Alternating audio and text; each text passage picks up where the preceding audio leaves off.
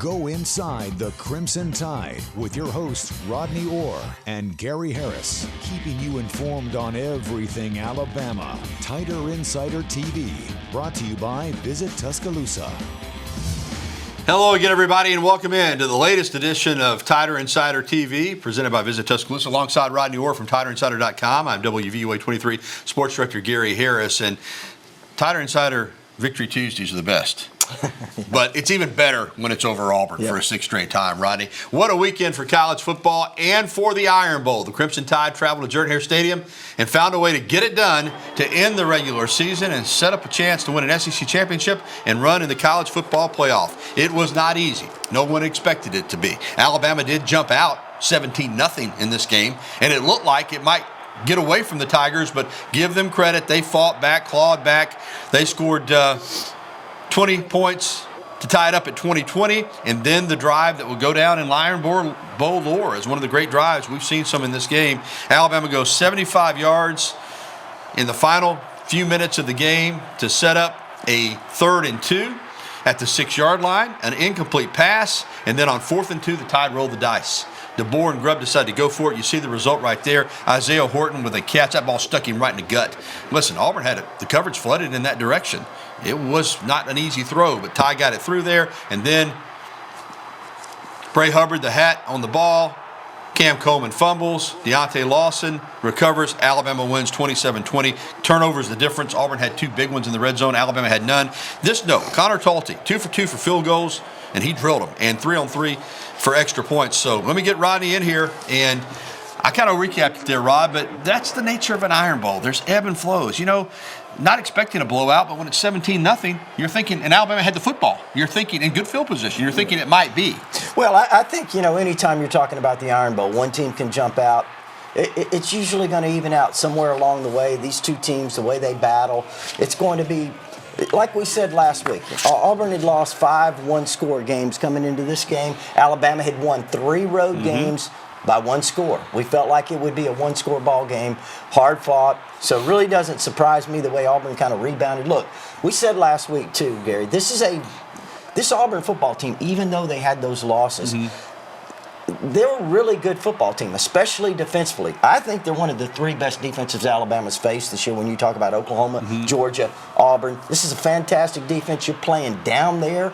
Look, Alabama scored more points at Jordan-Hare than any team this season.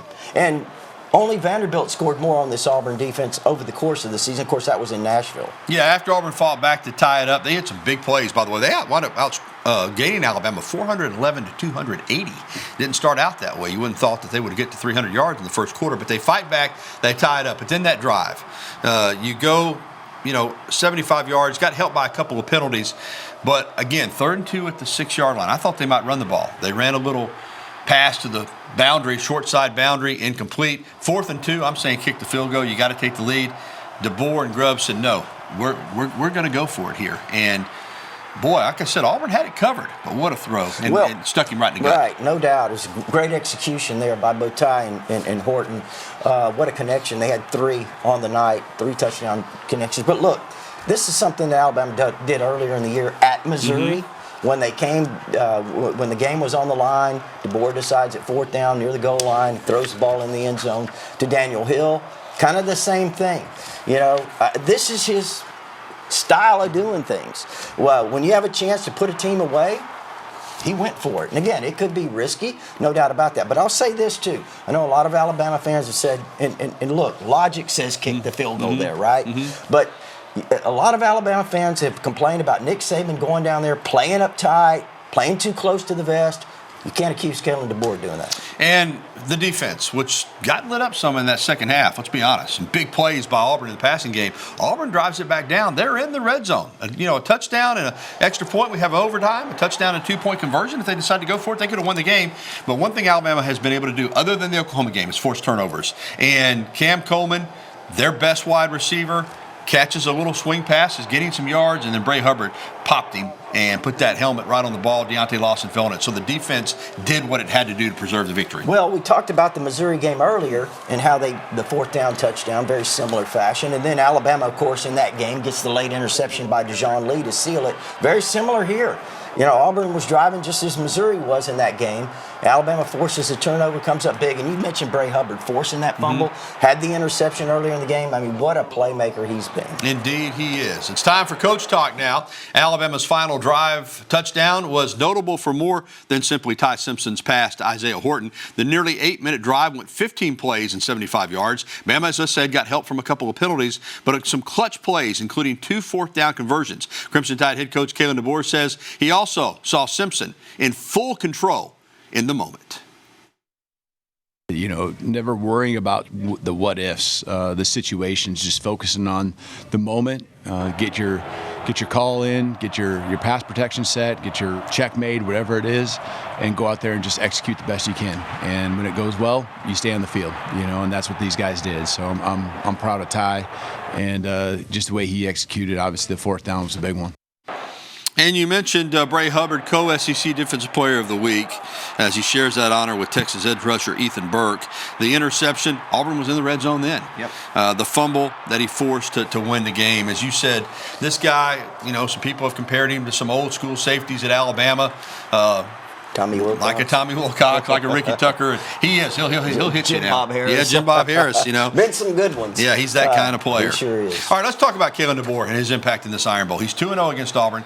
And, Rodney, we have to point this out. I mean, there was a time with Tuberville, Auburn had flipped the script in the Iron Bowl, and they won 6 straight. I never thought I'd dream growing up in the 70s that Auburn would ever win 6 straight Iron Bowls, but they did. But now, thanks to Saban and what DeBoer is doing, it's 6 in a row on the other end. And Auburn's going through coaches now, I mean, like you snap your fingers. And Kalen DeBoer, 2-0 in the Iron Bowl. He's the first coach to do that at Alabama since Gene Stallings. Yep. In the 70s, we didn't think Auburn would win at all. I know. Let's be honest.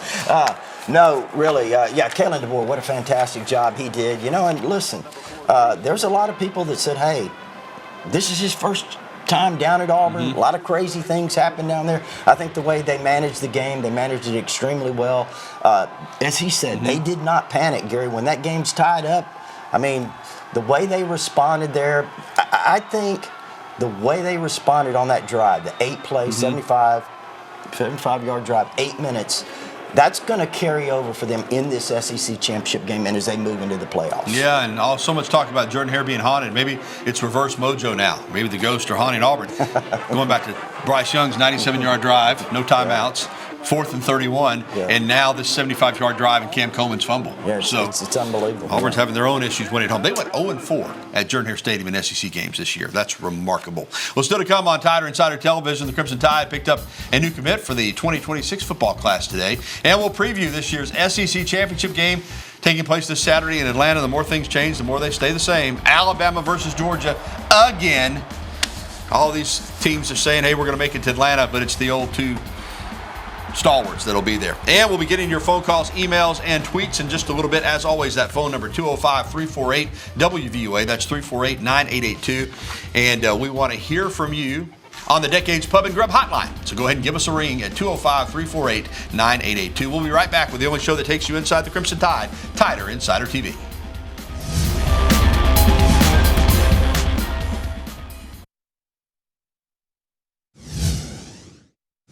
CFP rankings always say I'll wait for the final edition and then worry about it. But I got to be honest with you, Rodney, that's big news right there. Huge. Alabama jumping Notre Dame. It sets the Tide up, even if they lose in that SEC championship game, which, we're not counting on that by any means. But even if they were to fall, they should be in good shape. So, hey, listen. You play in the SEC, you're the number 1 seed going into the SEC championship game. You should be in the playoff, and barring something unforeseen, it looks like Alabama's in. The run Alabama had in the SEC, 7-1. You mentioned 10-2 overall, Gary. They won 10 of the last 11 games. I mean, the resume is there. Yeah, speaking of won 10 of the last 11, they've won 10 of the last 11 against Georgia. As we welcome you back in to TITV, presented by Visit Tuscaloosa. All right, let's get to it. SEC championship game, like A&M might make it for the first time, like Ole Miss might make it for the first time. There were other contenders. Vanderbilt was hanging in there. In the end, though, Rodney, both these schools are probably saying we can't get away from each other.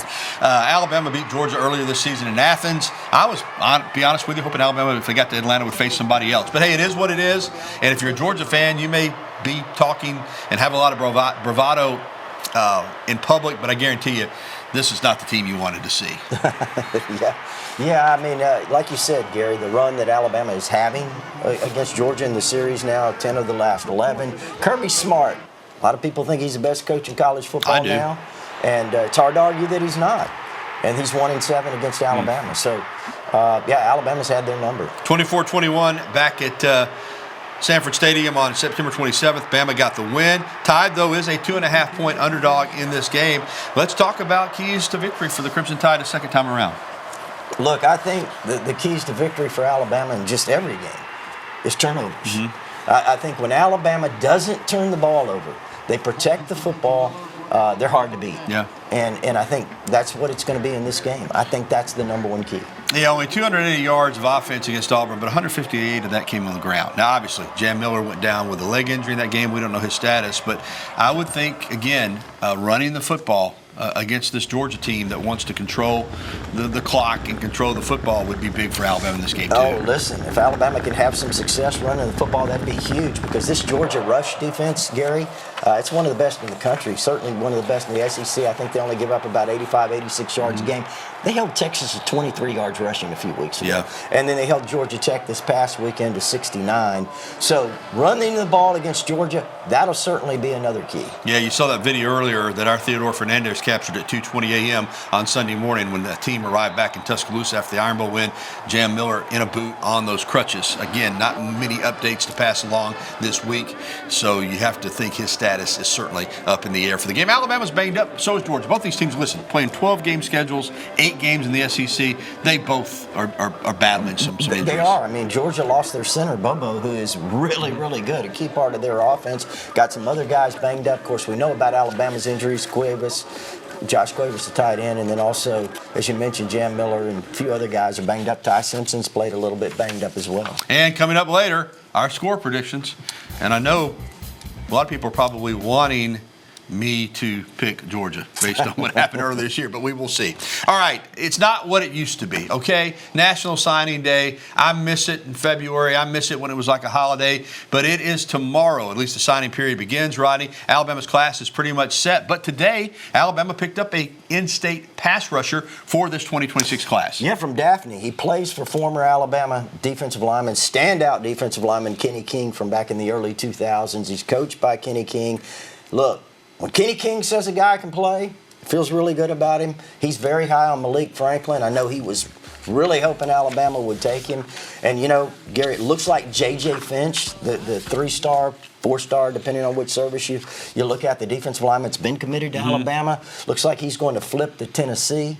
So with that said, I think picking up a guy like Malik Franklin, when you look at his physique and you look at his frame and the skills that he has, he was a backup offensive tackle. Comes in this year, he makes 98 tackles, 23 tackles for losses, 11 sacks. He's just learning how to play the game. Yeah, and Brian Williams, a wide receiver, looks like he's going to flip from Alabama to Auburn. But Bryson Cooley out of Laurel West Jones is a big dude committed to LSU, and with the coaching changes, looks like he could wind up at Alabama. Look, I think if barring a change, he's going to flip to Alabama. Yeah, so we'll keep an eye on Bryson Cooley for sure. Again, 6'6", 315, top 10 player in the state of Mississippi, currently committed to LSU, but leaning toward flipping to the Crimson Tide. So signing day is tomorrow. All right, still to come on TITV, our weekly Bama in the NFL recap. Find out what former Crimson Tiders showed out in the NFL. And we'll be getting your phone calls, emails, and tweets. I know you want to talk with us tonight. That phone number, 205-348-9882. The Decades Pub and Grub hotline is open for business. Give us a call. We'll be right back with more TITV.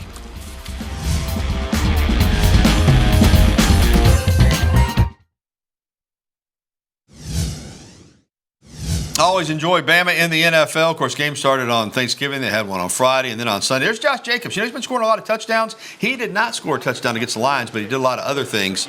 And Jamison Williams had a big day, including this touchdown. But it was the Packers getting the win over their longtime rivals, 31-24.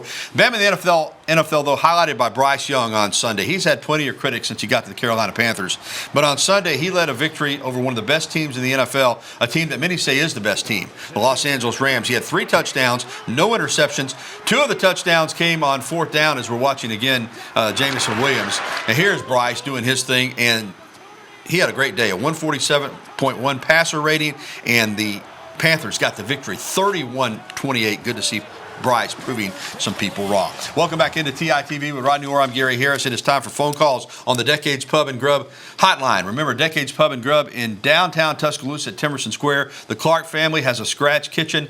All the food is prepared when you order it, and it is fabulous. Check out Decades Pub and Grub. Rick over in Brandon is going to lead us off. Hey, Rick.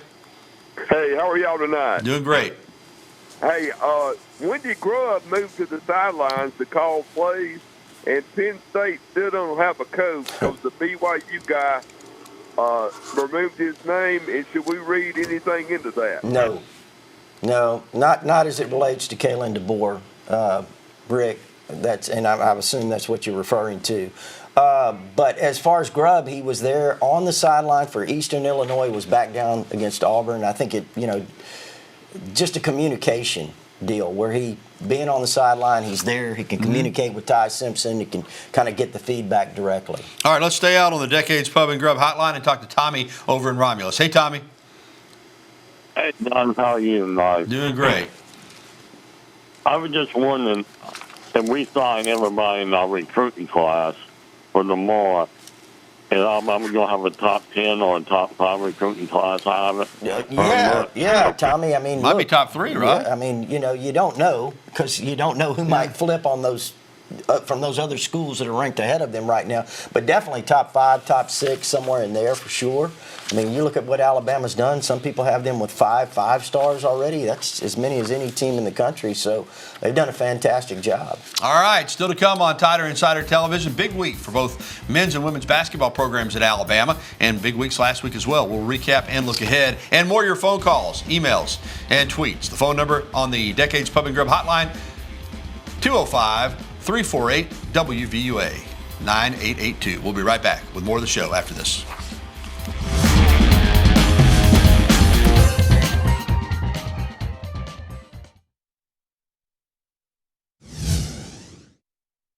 Men's basketball is an elite program, and when you're elite, you go out to Las Vegas and play in the Players Era Festival against Gonzaga and Maryland and UNLV. Lose to Gonzaga in a tough one, but come back and blow out UNLV 115-76 and Maryland 105-72. Alabama now gets ready for that ACC-SEC challenge tomorrow night at home against Clemson in Coleman Coliseum. Does Alabama play anybody other than Clemson in this? It's every year in this thing. The women, too, are unbeaten, and they went 2-0 down in the Pink Flamingo Championship in the Bahamas. They won over Minnesota 63-58 in the championship game. Alabama also beat Kennesaw State on Monday to move to 8-0. They also host, guess who? Clemson on Thursday here at Coleman Coliseum. All right, welcome back into Tider Insider TV, and it is time now for our email question of the day. It's brought to you by KDM Service Corporation. When it comes to heating and air conditioning, KDM Service Corporation serves your family like our family. Here is the question, and it is from, okay, well, we do want you to call us.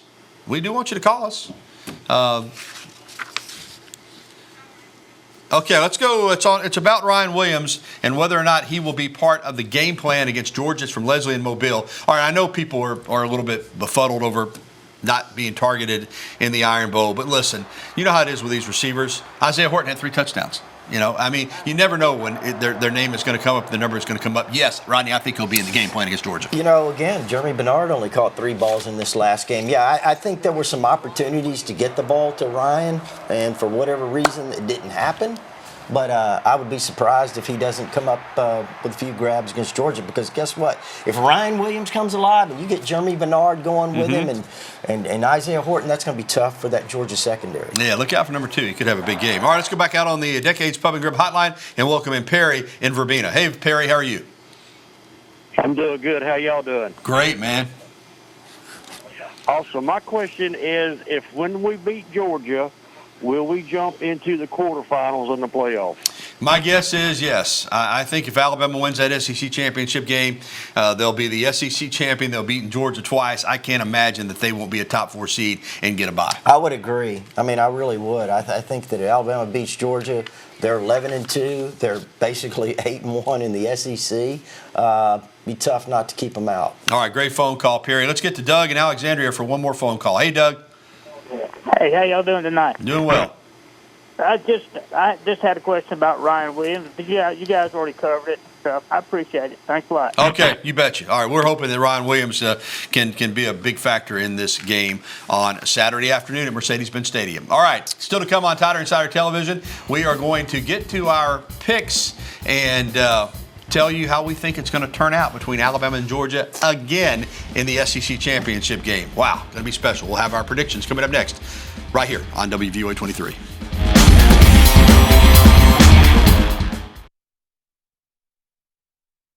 And welcome back to Tider Insider Television. Alongside Rodney Orr, I'm Gary Harris, and it is that time of the show when we make our score predictions. And as always, you're going to lead us off. I'm interested to see what you think and hear what you think. Look, I think the way Alabama finished this game, Gary, was huge. This Auburn game, I think it's going to carry over into the Georgia game. When you talk about a pressure drive, 8-minute drive, 15 plays, 75 yards, they convert on 4th and 2. And then Auburn's driving down. Alabama forces the turnover. Look, I think that is really big. I think it kind of symbolizes this Alabama football team, the way they played all year. I think maybe they lost some of that in the last few weeks. They got it back against Auburn. I think they're going to play really, really well against Georgia. Look, I'm picking it close, 27-24 Alabama. I won't be surprised if Alabama wins more handily than that. What is it they say? Death taxes and Alabama beating Georgia? Hey, listen, don't get mad at me because it's probably a good thing. I know I picked Georgia in Athens. I think I picked them 2 years ago to beat Alabama in the SEC championship game. And Alabama just keeps finding a way. Still, I've already said I think Kirby Smart's the best coach in the country. I think Georgia and Alabama's right there with him, don't get me wrong, but I think since Saban retired, I'd say Georgia's the best program in the country. It's in Atlanta. I know that Alabama fans will be there, but it's still almost like a home game. I'm going to go with Georgia, 24-21. But, again, if you want to call it reverse mojo, whatever, that's probably a good sign for Alabama. All right, we'll find out on Saturday. I'll be there to cover the game. All right, that's going to do it for this edition of Tider Insider TV presented by Visit Tuscaloosa. Don't forget, if you missed any of the show, you catch a replay tonight at 10:30 or online anytime at WVUA23.com. Want to leave you with some video of the Crimson Tide celebrating a 6th consecutive win over Auburn in the Iron Bowl. Good night, everybody.